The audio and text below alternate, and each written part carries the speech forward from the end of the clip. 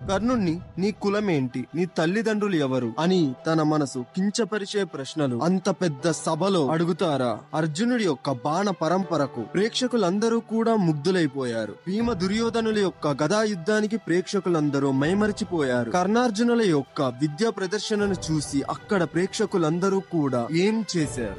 ఇక ద్రోణాచార్యుడు తెల్లటి వస్త్రాలను ధరించి అశ్వత్థామతో సహా సభలోకి అయితే ప్రవేశించాడు. ఇక వీరి వెనుక వయసు ప్రకారంగా పాండవులు మరియు కౌరవులు అందరూ ఒకరి తర్వాత ఒకరు నిలబడి ఉన్నారు. ముందుగా కొంతమంది రాకుమారులు ఒక్కొక్కరిగా సభలోకి ప్రవేశించి కత్తి, గొడ్డలి, బల్లెం ఇలా వివిధ రకాలైన ఆయుధాలతో వారి నైపుణ్యాన్ని ప్రవేశించడం మొదలుపెట్టారు. ఇక మరికొంతమంది బాణాలు వేయడం, అస్త్రాల్ని ప్రయోగించడం, గుర్రాల్ని నడపడం ఇలాంటి ఇంకెన్నో ప్రదర్శనలు చేస్తూ ఉన్నారు. ఇక కాసేపటికి భీముడు మరియు దుర్యోధనుడు రంగస్థలంలోకి అడుగుపెట్టి గదా యుద్ధాన్ని అయితే మొదలు పెట్టారు. వారిద్దరి మధ్యలో యుద్ధం చూడ్డానికి ఎలా ఉందంటే రెండు సింహాలు కొట్టుకుంటుంటే ఎలా ఉంటాయో ఆ విధంగా కనిపిస్తుంది. ఇటువైపు భీముడు, అటువైపు దుర్యోధనుడు ఎవరికి ఎవరు తగ్గకుండా వారి యుద్ధ శైలిని అయితే అక్కడ చూపిస్తూ ఉన్నారు. ఇక వారిరువురి గదలు తగలంగానే ఏవో రెండు కొండలు తగిలినట్టుగా పెళ్ళుమని పెద్ద శబ్దాలైతే రావడం మొదలు పెట్టాయి. ఇక ఆ శబ్దాలు విని ప్రేక్షకుల యొక్క చెవులైతే చిల్లులు పడుతున్నాయి. వారి పాదాలు తాకిడికైతే భూమి దద్దరిల్లిపోతుంది. ఇక వారిద్దరి అత్యద్భుత యుద్ధ పద్ధతుల్ని, వీరోచిత పోరాటాల్ని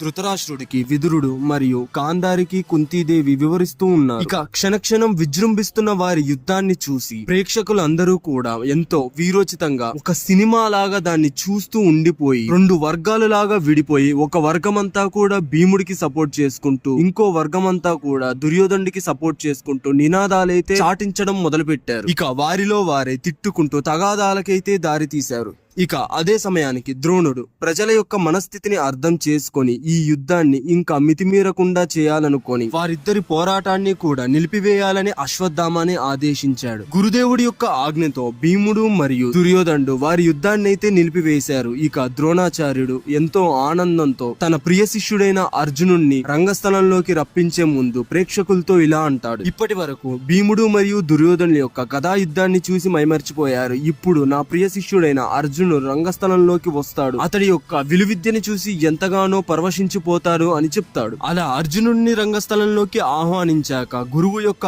ఆజ్ఞతో అర్జునుడు ధనస్సుని చేతపట్టి రంగస్థలంలోకి అయితే అడుగు పెట్టాడు. ఇక అర్జునుడి రాకను చూసిన ప్రేక్షకులందరూ ఇతడు పాండురాజు పుత్రుడు, అతిపెద్ద ధనుర్ధారి అని జయ దానాలైతే మొదలు పెట్టారు. ఇక ఆ జయ ద్వానాలు విని విదురుణ్ణి ధృతరాష్ట్రుడు ఇలా అడుగుతాడు: ఏమైంది విదురా, ఎందుకు ప్రజలంతా ఇంత సంతోషంగా ఉన్నారు అని అంటాడు. దానికి విదురుడు: రాకుమారుడు అర్జునుడు రంగస్థల ప్రవేశం చేశాడు మహారాజా అని సమాధానం ఇచ్చాడు.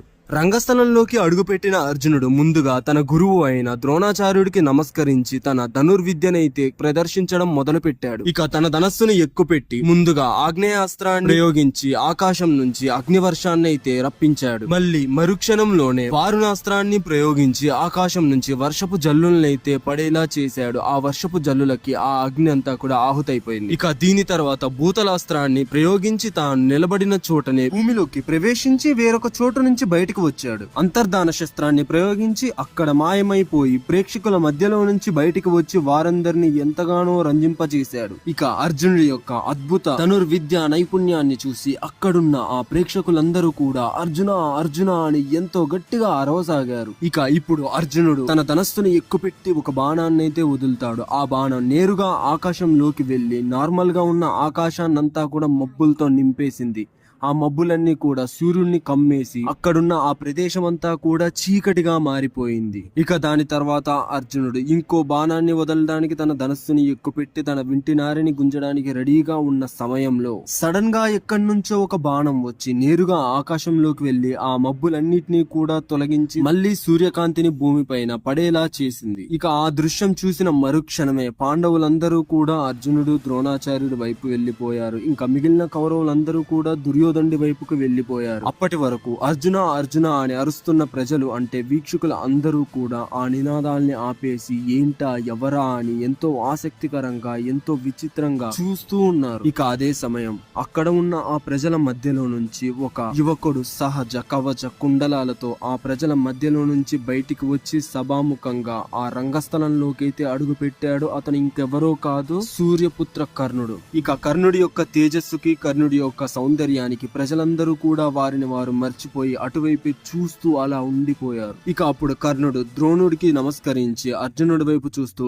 అర్జున, ఏవో 2 అస్త్రాలు వేసి నేనే గొప్ప ధనుర్ధారిని అనిపించుకోవడం కాదు, నీకు సత్తా ఉంటే, నీలో అంత సామర్థ్యమే ఉంటే నాతో పోటీ పడి గెలువు అని అంటాడు. ఇక ఆ మాటలకి అర్జునుడికి ఎంతగానో కోపం వచ్చింది. కానీ వెనక నించొని ఉన్న ఆ దుర్యోధనుడికి మైండ్ లో ఒక ఆలోచన అయితే వచ్చింది. అది ఏంటో మీకు ఈ పాటికే తెలిసిపోయి ఉంటుంది. ఇక దానితో ద్రోణాచార్యుడు అస్త్ర ప్రదర్శనకు వారికైతే అనుమతిని ఇస్తాడు. ఇక దానితో అర్జునుడు వేరు బాణాలను వేసి ప్రజలందరిలో కూడా మళ్ళీ చైతన్యాన్ని తెచ్చి వారిని అయితే ఉత్సాహంతో పొంగి పొరిలేలా చేస్తాడనమాట. ఇక ఇంకోవైపు కర్ణుడు కూడా ఏమి తీసిపోకుండా అర్జునుడు చేసిన ప్రతి విద్యను కూడా తాను కూడా చేసి చూపిస్తూ ఉంటాడు. దానికి ప్రజలందరూ కూడా చాలా షాక్ అయిపోతారు, చాలా ఎంజాయ్ చేస్తారు. ఇక ఇదంతా చూసిన దుర్యోధనుడు ఊరికే ఉండడు కదా, ఇందా చెప్పా కదా ఒక ఆలోచన వచ్చిందని. దాన్ని బయట పెట్టే సమయం వచ్చింది. మెల్లగా కర్ణుడి దగ్గరికి వెళ్లి తన సోదరులందరితో కలిసి కర్ణుడిని ఎన్నో విధాలుగా పొగుడుతాడనమాట. అలాగా పొగిడిన తర్వాత, ఈ రోజు నుంచి నువ్వు మా అందరికీ మిత్రుడవు, నీకు ఏం కావాలో కోరుకో అని చెప్తాడు. దానికి కర్ణుడు అర్జునుడితో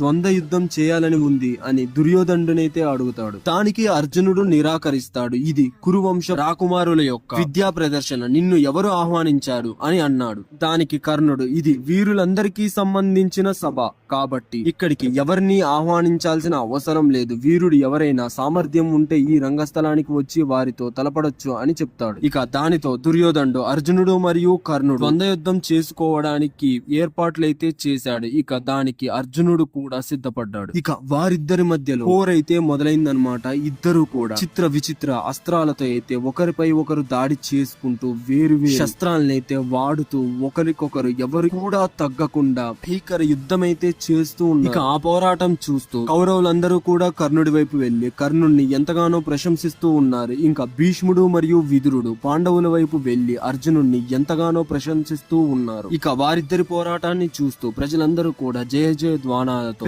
పెద్ద నినాదాలతో సభనైతే రేకెత్తించేస్తున్నారు. ఇంతలో కర్ణుడు అర్జునుడి పైకి అర్జాన్యాస్తాన్ని అయితే ప్రయోగించాడు. దానికి అర్జునుడి చుట్టూ నల్లని పొగమంచు కమ్ముకొని అర్జునుడు కనపడకుండా పోయాడు. వెంటనే అది చూసి కుంతీదేవి స్పృహ తప్పి పడిపోయింది. ఇక విదురుడు బాటసారుల ద్వారా కుంతీదేవికైతే సహాయపడ్డాడు. ఇంతలో అర్జునుడు వ్యాయాస్త్రాన్ని ప్రయోగించి చుట్టూ ఉన్న పొగమంచునైతే తొలగించాడు. ఆ దృశ్యాన్ని విదురుడు కుంతీదేవికి చూపించి ఆమెనైతే సంతోషపరిచాడు. ఇక ఈ పోరాటాన్ని చూస్తున్న కృపాచార్యుడు ద్వంద్వ యుద్ధంలోని మెలకువలన్నీ తెలుసు కాబట్టి వీరిద్దరి మధ్యలో పోరాటం మరీ భీకరంగా మారిపోతుందని చెప్పేసి వారిద్దరి మధ్యలోకి వెళ్లి భీకర స్వరంతో కర్ణుడితో ఇలా అన్నాడు. అర్జునుడు కురువంశ వర్ధనుడు, కుంతి పాండుల యొక్క కుమారుడు. మరి నువ్వు కూడా నీ వంశ ఖ్యాతిని మరియు నీ తల్లిదండ్రుల వివరాలని మాకు వెల్లడించు. అన్ని విధాలుగా నువ్వు అర్జునుడితో తులతూగితే మాత్రం తిరిగి నువ్వు అర్జునుడితో తలపడు అని అన్నాడు. దానికి కర్ణుడి దగ్గర సమాధానం లేదు. దానికి సమాధానం చెప్పలేక కర్ణుడు అలాగ నిల్చుండిపోయాడు మౌనంగా. అది విన్న దుర్యోధనుడు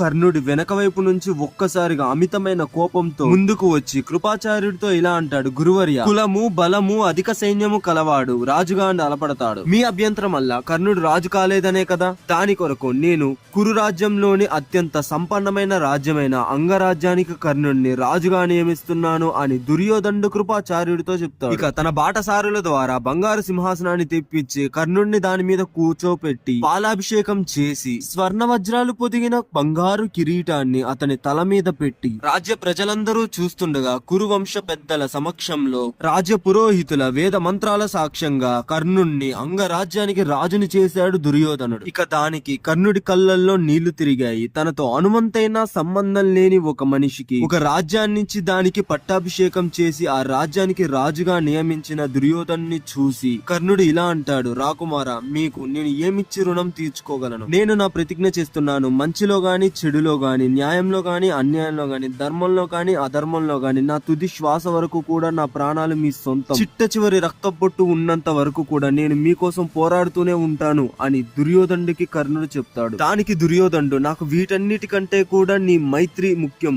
అని చెప్తాడు. ఇక ఇదంతా తెలుసుకొని కర్ణుడి యొక్క తండ్రి అయిన అధిరథుడు అక్కడికి వచ్చాడు. ఇక తండ్రి రాకను గమనించిన కర్ణుడు తండ్రికి వినయంగా నమస్కరించాడు.